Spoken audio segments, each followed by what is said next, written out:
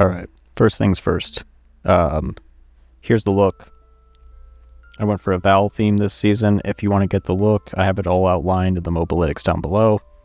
And for that reason, all these extra skins you see here on these, this is not the item I'm using, it's just the skin. Okay, cool. Now, what is the point of this build? Point of this build is for super mega blasting. If you want to juice your maps up with a T16 6 mod, +1 level, super hard, dangerous map boss, abysses get stronger with every closed abyss, triple damage mod, penetration. This build runs them fine. I've tried out every variation I could. I have not had issues. The only dicey situation you're ever going to get into is like the Shroud Walker teleporting onto those runes. Still lives. It's fine. What this build is not for, it's not for blasting down pinnacles in 5 seconds. If you want to do that, I've got a separate build that I made last season. I updated it for this season. It will be linked in the main opening of the mobalytics I have down below to that mobalytics. I just don't care about it because I got bored really quickly last season and then stopped playing after like 2 weeks. So yeah. What is this build built around? We are doing Kashira Crimson. It was terrible before.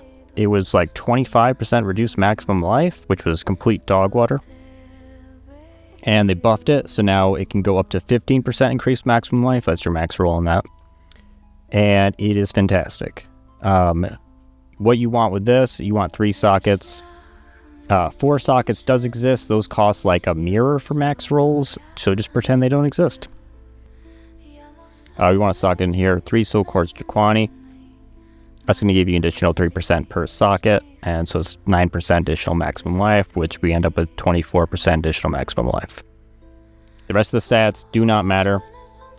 We do not care about defenses with this build. We'll talk about that later. The entire system here is going to be Life Leech. This thing works on Life Leech Overflow. So for rings, you're going to want 2 rings with Life Leech. All right? Preferably tier 1 on a Breach ring, right? Because you can quality that up and get yourself up to around 10% from the tier 1 like 7. What else you want on the rings? Flat Fizz, resistances, maximum life. These other prefix line, like this one's got evasion, doesn't matter. Mana doesn't matter. If you want to throw in rarity, you can go ahead and do that. I don't care about rarity. If you want to, you can do that. Same with the amulet. It's got that global defenses. You can throw on rarity if you want. Okay. You can go ahead and ignore like the Headhunter, Palm the Dreamer. That's your that's your more expensive late game version. I'm only doing it because I'm level 99. I want a map fast level. You don't need to. It's going to shave off about 2 minutes on average in a map with those, so it's not a huge deal. It'll be like, instead of an 8-minute average map, it'll be a 6-minute average map, which matters a lot if you're and really, really high level, and doesn't really matter that much for the average person. So, do what you will. The main unique here, every bleed build uses it. It's going to be Venipuncture. What you want optimally is a corrupted one that's already been qualityed up with physical modifiers. I went for increased skill speed. You can do increased damage if you want to do more damage. I like skill speed. It feels good. That's why I do it. Faster you attack, more survivability. You can hit monsters before they can hit you. Really important overlooked thing here. We're working with a max roll of 20% in chance to inflict bleeding on hit. Now, why is that important? So, chance to bleed works similarly to crit, like on a weapon. It's going to be your base bleed chance. Any increases to chance to inflict damaging ailments elsewhere in the tree are going to be based off that base chance. So right now I'm floating at a 76% base chance, all things included. And why that's really good is because I use Spear Field, and I get to save an entire socket on my Spear Field.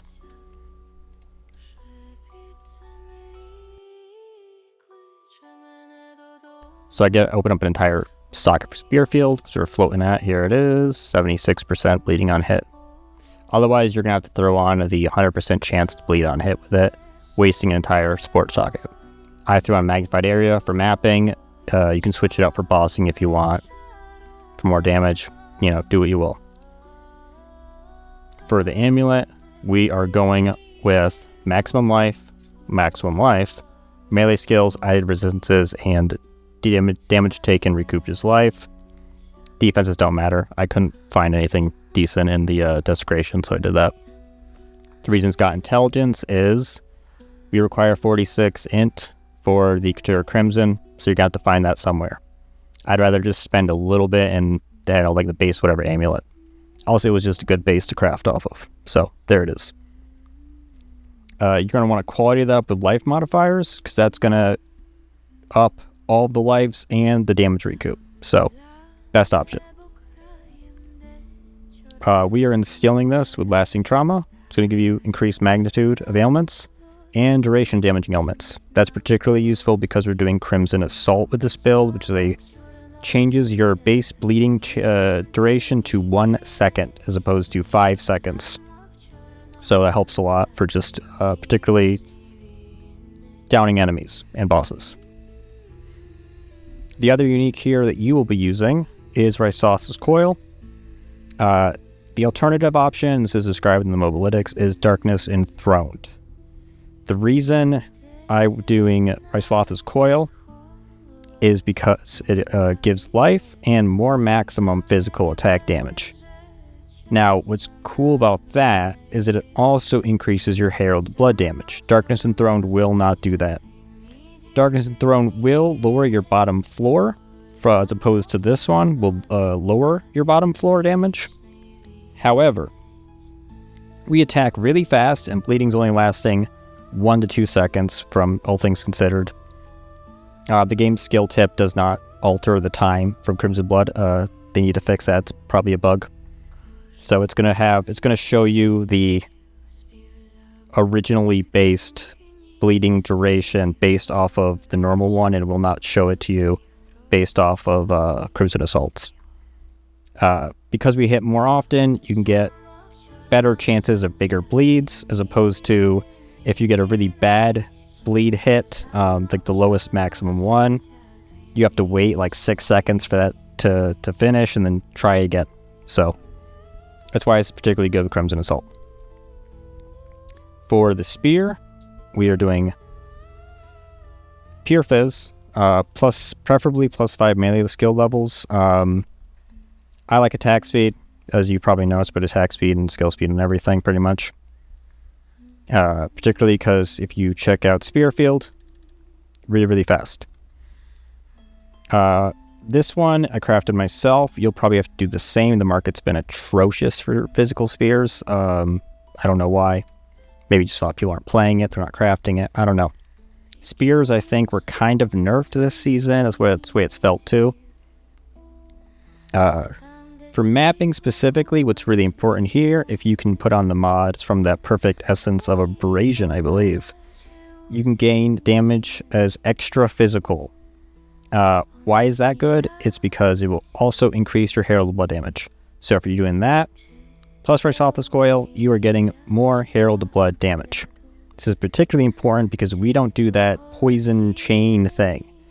Particularly, the main reason for that is because we're working off Life Leech. Herald the Blood leeches life. If you kill guys with poison, and you're doing poison damage, you're not leeching life from that hit. So we're just doing maximum life leeching, making you immortal in maps. For gloves, you basically just want Flat Fizz, plus the melee skill levels, maximum life, resistances if you need it, and I prefer a nice fat attribute. I went with strength. Dexterity works too, because you can just kind of shift it in your atlas tree, or you can just shift it in your passive tree, and you'll get more health. Optimally, you want 2 sockets. I got a bad Val on it, didn't brick it, so I just kept it. You socket in that rune of Manon's Rune of Cruelty. It's going to be 20% increased magnitude damaging elements. If you get 2 socket, you can throw in an Idol of the Wolf for another 10% bleed magnitude. They nerfed runes this league, so you can only have one of these particular types of runes at a time now. So there you go. Helm and boot is going to be pretty basic. You're just going to do resistances, maximum life, rest doesn't matter. I got these both double socketed, so that basically is how I capped off all my chaos res. Early endgame, what you can do with the uniques, you can get them corrupted with additional resistances. That's what I do every season with the bleed build. And then work your way, once you get your resistances figured out, you can get the big damage ones. Trinkets, pretty standard. Thawing Charm, Stone Charm for stun, and Silver Charm. If you got the spare divs, get the Fall of the Axe for the Grant's Onslaught. It's not a big deal. It's a nice to have, don't need. Moving on to skills. You can ignore most of these random supports in here. This is for a passive node. There's just have random things in there. We don't use Spear Stab. You use Spear Throw once in a blue moon. Blood Boil was buffed this season. It gives an additional 15% increased physical damage in the tree. The rest of these just go for damage, magnified area or whatever. It's all in the mobilytics, so if you want to copy this stuff one for one, go for it. Rake, most important thing here is Adelui's Bloodletting. Reason for that, it's not necessarily the damage. It's going to be that we're working off a level 34 Rake, and so the mana consumption is absolutely through the roof. We are taking the minus 20% mana, whatever it is, in the Ascendancy. And you're basically, this just prevents all mana issues, particularly when you're fighting rares with Mana Siphon. It's great. Rest of these, you just go pure damage. Just do all the damage ones. Heft is the worst damage modifier of the bunch, so if you're mapping and you're not doing, say, Palm of the Dreamer or something, your fastest mapping, and it is extremely noticeable, your fastest mapping will be with Ancestral Call. And what that does, it just makes 2 additional versions of you that are also doing an AoE strike, and it'll just map way faster. And so you just flip those out between bosses and whatever. Disengage is pure utility for me. So the only important one here is cooldown recovery. You can do it however else you want in there. Spearfield. Rearm is very good. The way it works is they will leave spears in the ground floating to be triggered again, and they work outside your normal allotment of amount of spears you can have at the field at any given time. So you can have 2 layers of spear fields going at any time. Whenever you spear field, your first original spear field will disappear. It'll, vanish back through the ground and be replaced by the new set of spears. Rearm exists outside of that realm, so it'll just fill the whole field with spears and leave them around. It's particularly useful in the Chaos Trials, Abysses, anything, Coalesced Corruption. Anything where mobs will spawn on top of more spears, they will trigger more spears, create more rearms, leaving more spears in the field, and it'll just keep deleting guys over and over again whenever they're doing crazy spawns. So it's really great. I went for damage, magnified area, faster attack, obviously. Rage, because we're doing Berserk. If you don't have any rage, it will attack even faster. Awesome. And then when you do have rage, it'll do more damage. So, great socket section. For Herald of Blood, we're doing damage, magnified area, more damage, and, knockback. Now, this will be particularly useful for if you're not doing the crazy late game setup, what this will do is it'll shift guys around and kind of open up the map for you.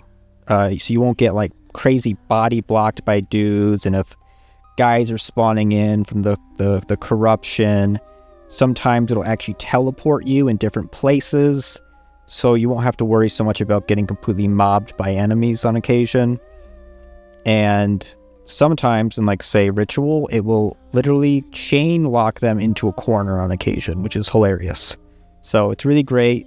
Try it out. You will really feel the difference of using it and not using it. Moving down to Berserk, I just kind of slotted it in a Clarity. I had Spare Spirit. I've got a lot of Spare Spirit. And but just more extra mana regeneration. I also have Attrition in here. That's just for bosses. Random rares if you're doing like the really heavy abysses. Time of Need, super amazing. So you can run maps with like every single curse on it possible. Every 10 seconds, it just deletes any curse on you. So Temporal Chains do not matter. Amazing, amazing node. Or amazing gem right there. Blood Hunt, pretty basic. You're just going to go damage stuff. And then I did rapid attacks because I like things to occur the moment I press them. I don't like delays. I'm used to like first-person shooters a lot. I like things to occur immediately. Bloodhound's Mark. This is particularly useful because there's a new damage node cluster in the passive tree they added last league. When you mark guys, it's going to increase your bleed magnitude. This is really great for bossing. This will stun regular bosses. It will not stun pinnacle bosses. So, and you can throw in here like more armor breaking with the mark, extra life leech and mana leech, awesome. And did support defense. There really aren't many sockets for this. Moving into the passive tree, we're doing Ritualist Ascendancy, obviously. Thematically, it's the coolest. That's why you do it. They really need some rework, honestly, because there really isn't much to grab. I didn't get these two nodes until level 99 because I just didn't see the need. I was super lazy about it. You're just taking reduced mana, ring slot, obviously, like obvious choice. Blood Boil. It now, these two together, 30% increased physical damage in maps. I went with movement speed and as Whisper's Demand with Ritual Sacrifice. It's more monster mods, and yes, you can stack those on alongside Headhunter if you do have it. If you don't have Headhunter, it is really great for mapping because it basically gives you a pseudo Headhunter in mapping. Now you're just going to flow down here, all these damages. Keep in mind when you have this is for bossing, you're going to, if you throw a spear throw at somebody, 30% increased melee damage for 8 seconds. So just keep in mind that you have that in your little back pocket. Moving on over here, this is a cool node cluster, +2 melee strike range. The rest is just damage and attack speed. This will increase your rake damage. Rake damage increases based on distance traveled. And big fat attack speed node, why not take that? This is that new bleed cluster. It's going to give a bunch of dexterity, magnitude of ailments, more dex, and when you mark a guy, you get more crit, more magnitude of ailments. I like this node right here. Chance to maim, big fat damage, and movement speed and damage. My absolute favorite keystone, Dance with Death. 25% more skill speed if you don't have an offhand, and this is more skill speed and movement speed. This is all just spear damage and attack speed. This is a very modular build, so if you want to move stuff around, you can go ahead and do that. Over here is more damaging ailment clusters. It's going to give duration, magnitude, duration. Again, we're doing Crimson Assault. It was buffed this league, so now it does 50% more magnitude of bleeding. Everything's aggravated, so you don't have to do any special gearing to make sure your bleeding is aggravated. Rest over here. This is more magnitude of ailments. This is a really good one, actually, because you can't be inflicted with another damaging ailment if you already have one. So enemies, no matter how many mods you got on the map, they can't stack, ignite, poison, bleed on you simultaneously. This is more bleeding magnitude nodes, Here is the very special zone, fast metabolism. So every life leech build usually goes with this one. So you'll just be, whenever you're hitting things, life leech will keep going regardless of whether or not it is filled. This is a really good node. More damage, more life leech. I went ahead and grabbed iron reflexes because I was working with about 30% evasion, and I think that's pretty useless. So I was like, why not just convert it to armor? A little bit of damage reduction, because they're basically taking every hit anyway. This is a really good cluster over here to give you attributes, more life, strength, and gem enthusiast. Hence those useless little support gems we got in the spear steps. This is going to give us 5% maximum life, 5% movement speed. Awesome node. So, very important note here. Back in action. This increases our stun recovery to 80%. Why is this so good? So normally, with my other previous builds, I found the sweet spot for mapping, for smooth mapping, not getting stunned all the time, at about 50 to 55% evasion rating. That is the sweet spot. We're running no evasion, and that 30% evasion is useless. I have tried different variations of stun threshold to not feel that like light stun business, especially when you have a mod that does like enemies like, stunning power increases or whatever it is. Basically, this essentially neutralizes light stuns. It is amazing. The difference is felt is amazing. And because of this, you will never die in a map where you have no idea why you died. I can remember the reason for every death I've had in the past 10 levels. It's amazing. Try it out. It will completely change your life, especially when you're running no defenses like me. Yep. Moving on to the jewels, we are doing Heart of the Well. Go for the percent of leeches instant. You can get a max roll of that at 15%. I went with skill speed, a little bit of movement speed, and damaging ailments deal damage faster. It's great for survivability. We're going for Prism of Belief, plus 3 level to all rake skills. That's just for more damage for bossing. Yep. We're doing the From Nothing from the Necromantic Talisman area. It's not very expensive. It's more expensive this league. I have no idea why. I don't know who's using it. We are going for Blood Tearing, Magnitude of Bleed, Physical Damage, Awesome, and Eldritch Will, Maximum Life, and Maximum Mana. Now, this is one of a super important tanky jewel, particularly for bossing and really big hits, is going to be Undying Hate for the Aminamu. Why is this so good?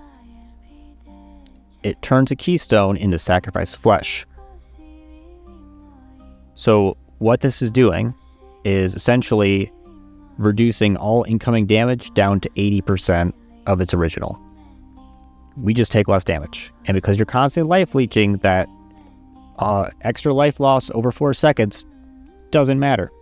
You're just basically preventing big hits from ever blowing you up.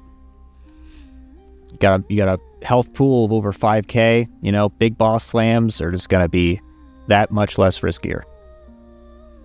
I also got 2 desecrations. You don't need 4. The last 2 are going to add notables. I've looked through them. None of them are particularly useful. And the more you desecrate it, the more it has a chance increase of completely destroying the jewel every time you desecrate it. So just get one with 2 good desecrations. That's all you need.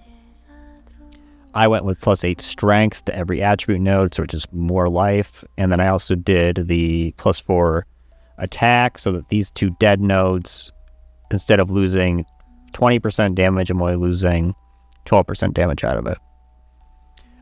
Some of these can be converted into really... There is a damaging magnitude notable one you can get, and a damage one based off of tribute.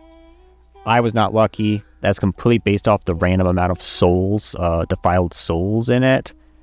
Path of Building doesn't track that yet, as far as I can tell. So I have no idea what number of souls you need to do. But if that ever gets figured out, this would be an even more insane jewel for this build. Yeah, so that is the build, and I'll just leave you with a super juiced map. I'm probably just going to speed it up, so I'll have to make you... This video is already way too long as is, so yeah, enjoy.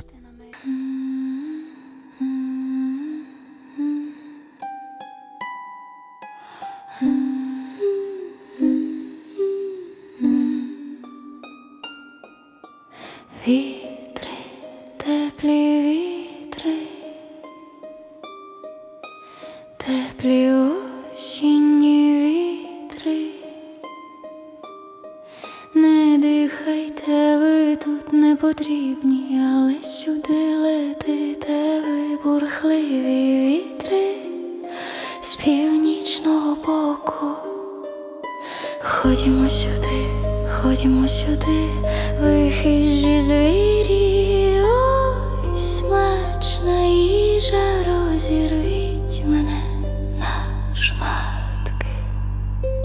Тільки залиште недоторканим моє б'ючеся серце і занесіть його в руки мого коханого. Нехай він побачить, як ніжно я його кохала. Розривайте вологу матінку землю і борозняче відкрите поле, відкриту широку рівнину, відкрийте мені дошки трун і дозвольте мені востаннє з моїм коханим попрощатися. Тільки залиште недоторканим моє б'ючеся серце і занесіть його в руки мого коханого. Ходімо сюди, ви хижі звірі, ось смачна їжа, розірвіть мене на шматки.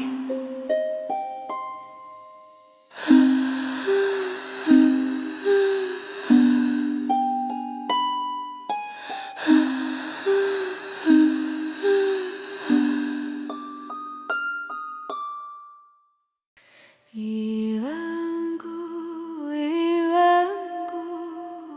с другой стороны ярку, с другой стороны ярку. Пішла бим до тебе, взяла вода лавку. Лавочка тоненька, вода студененька, а я молоденька. Хоть нас зломити, жаль я втопити. Іванку, серденько, приди до нас тайком, приди до нас тайком, де я тобі знати, коли піду спати, і не на кої мати. Іванку, з другої